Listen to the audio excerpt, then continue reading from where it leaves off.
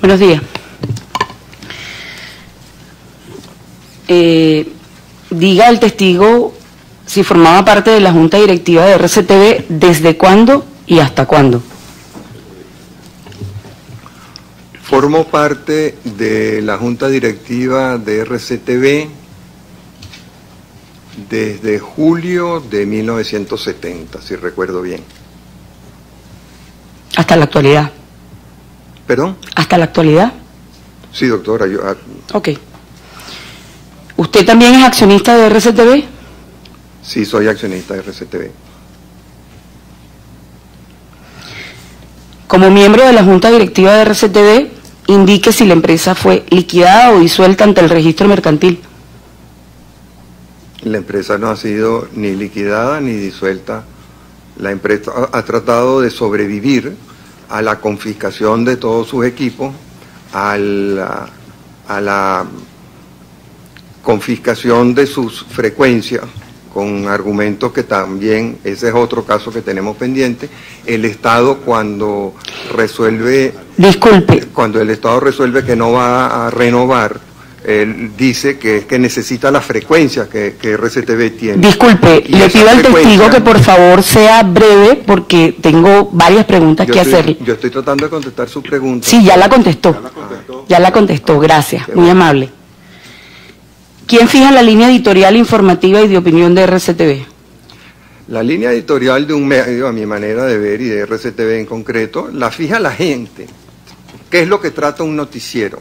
Un noticiero trata los temas que le interesan a la gente. Por eso, una estación, para llegar a tener niveles de sintonía importantes, hace mucha investigación, y eso hacíamos nosotros, mucha investigación. Sí, bueno, muchas gracias por la respuesta. No, pero perdone, doctor, usted me está preguntando cómo se... Fíjese, lo que pasa es que las respuestas deben ser breves Sí, pero para yo poder, para que le alcance al Estado preguntar acerca de todos los tópicos. Por favor, señora representante del Estado. Yo tengo más de 12 preguntas. Señora representante del Estado, por favor. Entiendo perfectamente su solicitud. Le pido, por favor, a la presunta víctima que trate de responder puntualmente, pero también que te permita cerrar la respuesta. Por favor, continúe. ¿Puedo terminar entonces mi respuesta? Termine, por favor. Gracias. Como le digo, la línea editorial se fija en base a las preocupaciones que tiene la gente. Si nosotros vemos que a la gente le preocupa el tema de la inseguridad, se trata el tema de la inseguridad. Si a la gente le preocupa que no hay propuestas políticas, se buscan gente que hable, que haga nuevas propuestas políticas. Si a la gente le preocupa la situación de la comida, pues se habla del tema de la comida. Pero déjeme decirle que el tema fundamental de un medio de comunicación como RCTV no es la información, es muy importante, para mí es el más importante, pero el 80% de nuestra programación era una programación de entretenimiento. ¿Por qué? Porque en Venezuela hay pocas fuentes de entretenimiento gratuito, la televisión era una, y Radio Caracas Televisión se distinguió particularmente en ese campo del entretenimiento. O sea, el día que fue cerrada RCTV, el programa de más larga duración en la historia de la televisión del mundo era un programa de RCTV, Radio Rochela. Le pregunto al testigo, ¿la empresa mercantil RCTV o alguna de sus empresas vinculadas producen actualmente algún noticiero, programa de información, opinión o telenovela? Mire, después del cierre de RCTV, con mucho esfuerzo nosotros establecimos RCTV Internacional, un canal de cable y satélite que ya no tenía frecuencias en televisión abierta, donde se hacían muchos noticieros y programas de opinión, pero donde el grueso de la programación era de entretenimiento. Ese canal fue cerrado de una manera arbitraria, el Estado nunca ha respondido todos los planteamientos y las demandas que nosotros hemos presentado. Después que cerraron, le estoy explicando, señora, por favor. Después de eso, nosotros hicimos un noticiero que se transmitía por un acuerdo que teníamos con una red de televisoras en América Latina a través de Radio Caracol. El CONATEL puso tanta presión sobre Radio Caracol que Radio Caracol tuvo que eliminar ese noticiero, de manera que hoy en día yo no tengo vinculación con ningún noticiero. Las páginas web que trato de abrir son hackeadas, mis correos electrónicos son hackeados, mis Twitter son hackeados, entonces no, la respuesta a la pregunta es que ya no me queda ninguno. Hay empresas vinculadas a nosotros en donde sí hacen eso y también con muchísimas dificultades, continuamente son amenazados, son investigados, son hostigados. Si quiere, no sé si ese es el objeto de la pregunta, también le puedo contestar cómo no solamente fuimos cerrados, sino cómo somos hostigados permanentemente por las autoridades todos los días. Cada vez que hay un programa de opinión, un entrevistado que les disgusta. ¿Sabe usted si la empresa Antena Far, perteneciente al grupo 1BC, quien es accionista de RCTV, cobra aún los alquileres a los inquilinos que están ubicados en las antenas que operaba RCTV?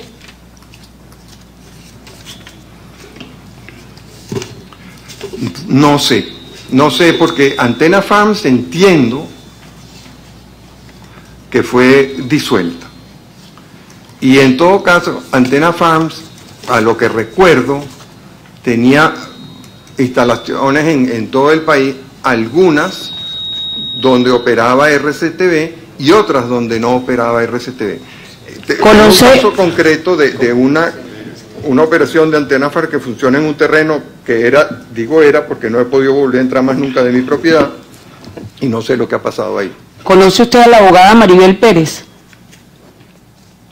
que es la abogada de Antena Far? Maribel Pérez. Sí, quien se presenta como representante de RCTV para el cobro de estos alquileres. Maribel Pérez, no conozco a Maribel Pérez.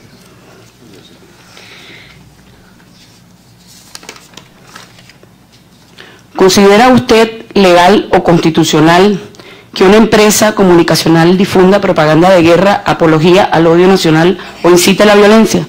Perdón, ¿me puede repetir la pregunta? Sí. ¿Considera usted legal o constitucional que una empresa comunicacional difunda propaganda de guerra, apología del odio nacional o incite a la violencia? No, no me parece, y critico mucho cuando las estaciones del Estado lo hacen, me parece muy reprobable. Gracias. Y con respecto a la pregunta anterior, yo creo que o usted se equivocó en el nombre o yo entendí mal.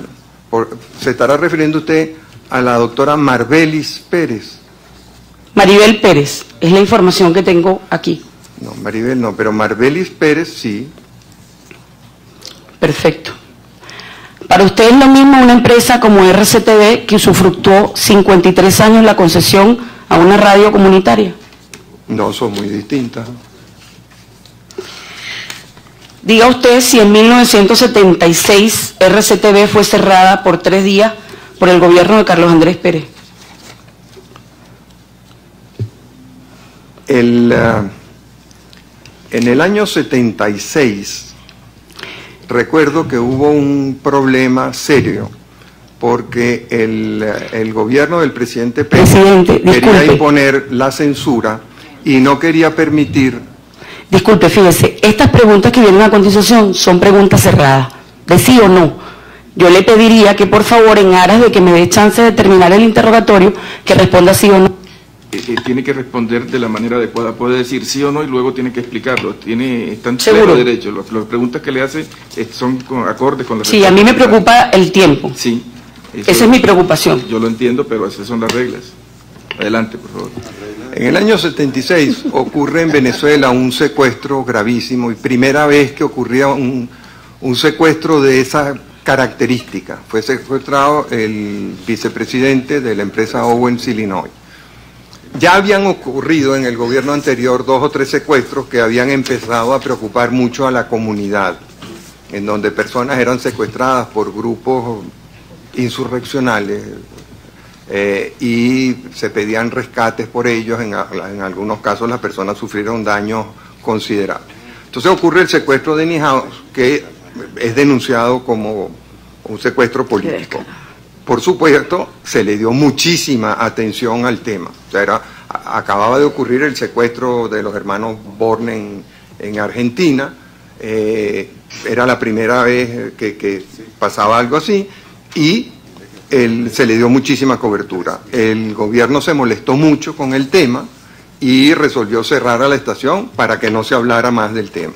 Ese caso se complicó muchísimo, porque entonces después uno de los detenidos como consecuencia del secuestro apareció muerto en los calabozos de la policía política. Me llega la información, ¿qué hacemos nosotros? Ya nos han cerrado por transmitir información, ¿qué hacemos con el señor que apareció muerto en el calabozo? Entonces tomé la decisión No es posible. de llamar al presidente de la República y decirle: presidente, hay este problema. Yo tengo una responsabilidad de informar que en los calabozos de la ICIP apareció un muerto. Me dice, el presidente me contesta: yo no tengo esa información, deme un tiempo para yo averiguar. Al rato, Doctor, apareció. disculpe. Y esa es la mejor... Presidente, por favor. Nosotros insistimos, Podemos presidente. venir aquí. Tenemos 10 preguntas más. O sea, si que en cada pregunta de sí o no te consume 5 minutos, no terminamos. Es una pregunta de sí o no. Desigualdad procesal. Es una pregunta de sí o no. Le pediría el favor que se calmen, no levanten la voz y por favor le pido que cierre la respuesta lo más pronto posible. Bueno, el hecho es que sí fuimos cerrados, que como consecuencia de ese cierre, la consecuencia fue un daño enorme a la libertad de expresión, murió una persona en un calabozo de la DICIP y corrí el riesgo de otro cierre, pero no podía dejar de informar eso. Usted indicó que hasta 1987 había reglas claras. No, dije que después.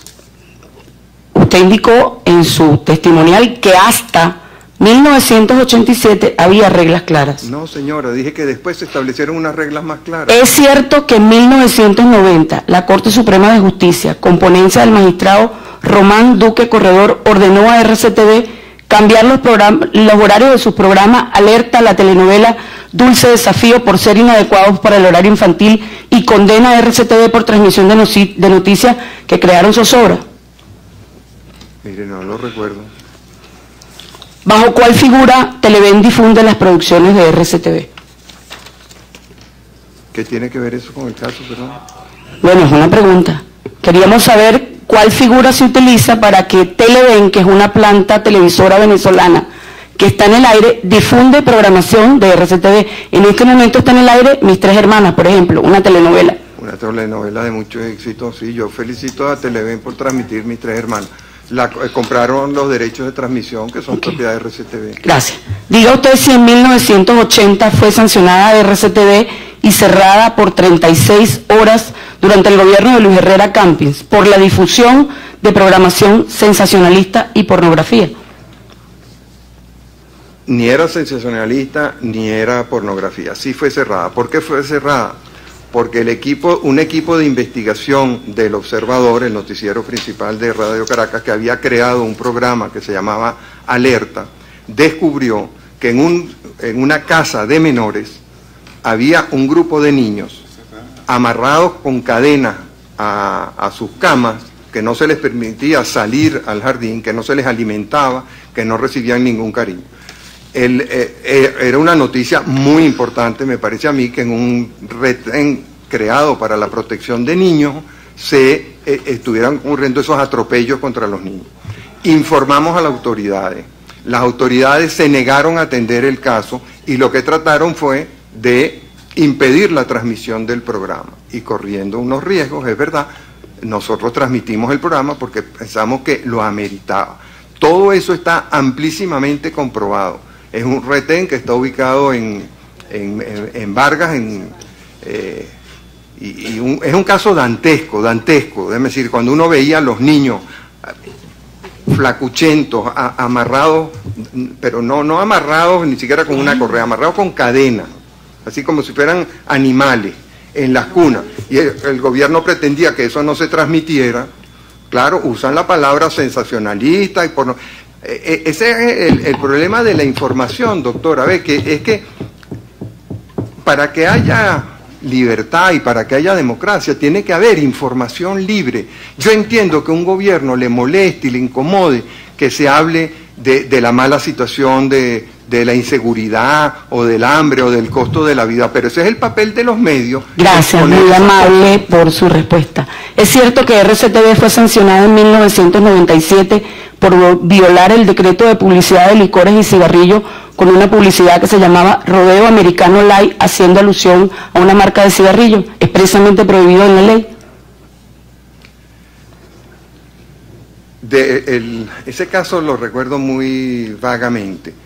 Recuerdo que una agencia de publicidad creó un comercial que ellos consideraron innovador, en donde aparecían logos de algunas marcas y no nos correspondía a nosotros censurar. Nosotros dijimos, obtengan ustedes sus autorizaciones. Eso terminó también el gobierno molesto con algún otro tema, terminó con eso. ¿Conoce usted que Pero para el año... Si queremos ver casos de hostigamiento... ¿Me permite terminar la pregunta? Me quedan apenas 3 preguntas, por favor. No, porque le puedo dar 50 casos más de hostigamientos. ¿Conoce usted que para el año 1997 RCTV acumulaba una deuda de 867.456.717 bolívares correspondiente a impuesto de telecomunicaciones? Y que además pidieron un arreglo al Estado. No lo conozco.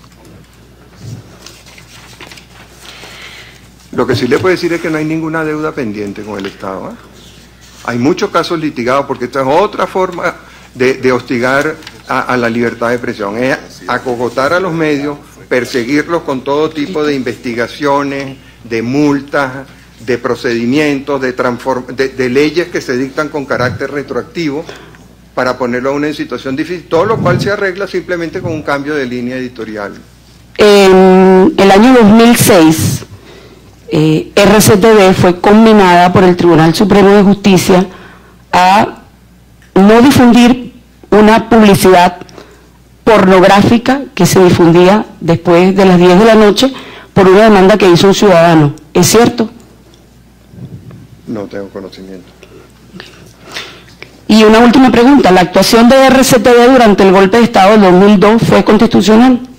Sí, la que no fue constitucional fue la actitud del jefe de la Casa Militar o del alto mando militar que le pidió la renuncia al presidente, y tampoco fue constitucional la actitud del presidente que aceptó esa conminación y presentó su renuncia, y tampoco fue constitucional que el vicepresidente de la República, el teniente Diosdado Cabello, no asumiera el cargo de presidente como una última pregunta. ¿Conoce usted el contenido de las resoluciones 88 de fecha 7-3 del 69 con respecto a la instalación de las antenas en Mecedores, que es un parque nacional, y la resolución 355 de fecha 16 de noviembre del 73 del Ministerio de Agricultura y Cría, que plantean que todo el desarrollo,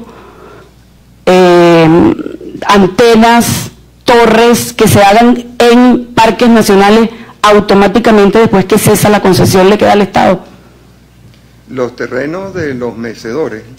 No, estoy hablando de la resolución con respecto a instalación de torres, antenas que se han instalado en parques nacionales. Son 2 resoluciones, una del 69 y otra del 73. Y yo tengo aquí que el 50% de las antenas están ubicadas en parques nacionales. Un momentico, por favor. Sí, señor. Tenemos una objeción, una pregunta que ya se trata de conocimiento jurídico, y a menos de que se suministre una copia de esos instrumentos jurídicos, me parece que un testigo que viene a declarar sobre hechos está fuera de su conocimiento. En efecto, no está obligado a declarar, pero si tiene conocimiento de alguno de esos aspectos, por favor, exprese. Sí.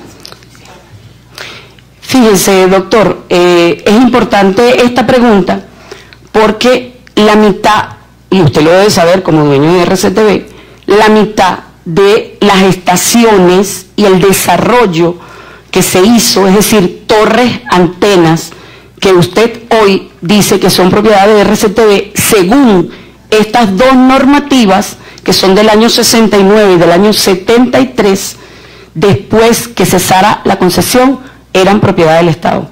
Por eso la pregunta. Sí, le consta. En ese afán de controlar los medios, uno de los instrumentos que se ha utilizado es ese. Hoy en día la televisión es muy distinta y muchos de esos desarrollos se harían distintos porque hay satélite. En la época en que no había satélite y no había carretera, desarrollar un sitio para televisión implicaba tener un conocimiento de la geografía del sitio muy completo, y nadie lo tenía. O sea, nadie sabía cuál era el punto ideal para cubrir, por ejemplo, la ciudad de Caracas. La ciudad de Caracas empieza a cubrirse desde la colina de Los Caobos, 2 canales, nosotros y Televisa, y desde otro cerro que quedaba un poco más atrás, el Canal 11 y desde el cerro del observatorio el Canal 5.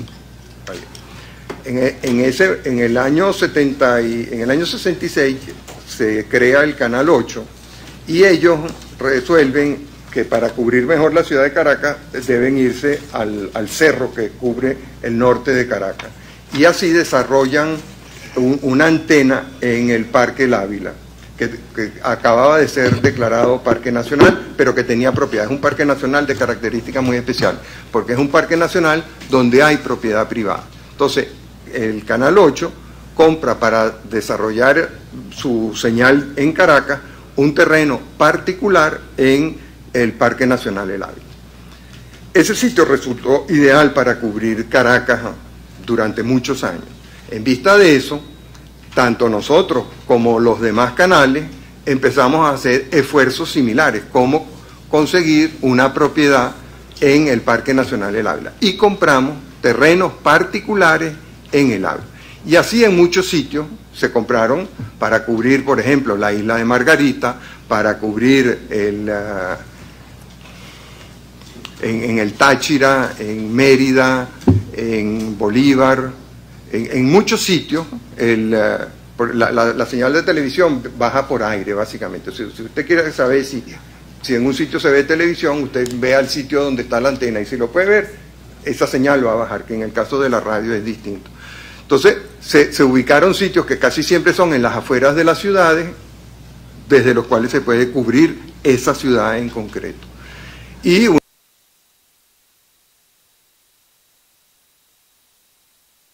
una de las cosas que empezó a ocurrir es el Estado, para presionar a los medios, empezó a pasar a posteriori, que todavía hay propiedad privada. O sea, prácticamente todo el Cerro del Ávila, que es una cordillera inmensa que cubre todo el norte de Caracas, prácticamente toda es de propiedad privada. Vale. ¿Han concluido? Sí. Muchas gracias, señores representantes. Muchas gracias, doctor.